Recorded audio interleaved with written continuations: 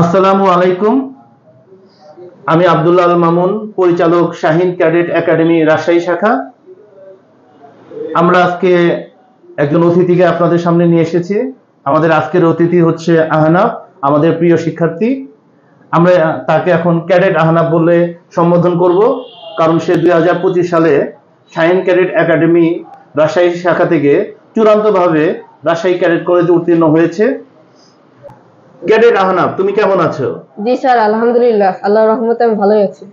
তুমি যে চান্স পাওয়ার পর প্রথম ক্যাডেটে কয়েকদিন অবস্থান করলে, তোমার সেই ক্যাডেটের দিনগুলো কেমন কাটলো? জি স্যার, আলহামদুলিল্লাহ, খুব ভালোই কেটেছে। ক্যাডেট আহনাফ, তোমার ভবিষ্যৎ পরিকল্পনা বা লক্ষ্য কি? জি স্যার, আমি ভবিষ্যতে একজন দক্ষ আর্মি অফিসার হতে চাই এবং এদেশের মানুষকে সেবা করতে চাই। আচ্ছা, তোমার এই ক্যাডেট হওয়ার পেছনে কার কার অবদান তুমি বলতে চাচ্ছ?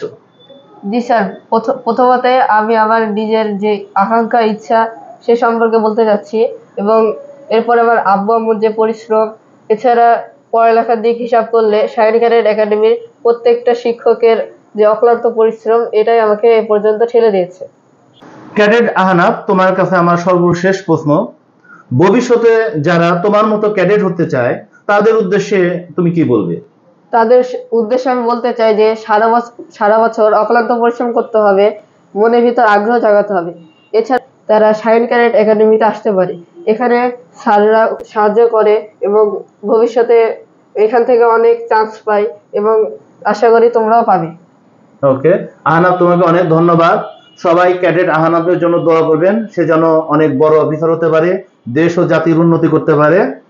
আমরা সবাই আহনাফের জন্য দোয়া করব। আসসালামু আলাইকুম। আসসালামু আলাইকুম।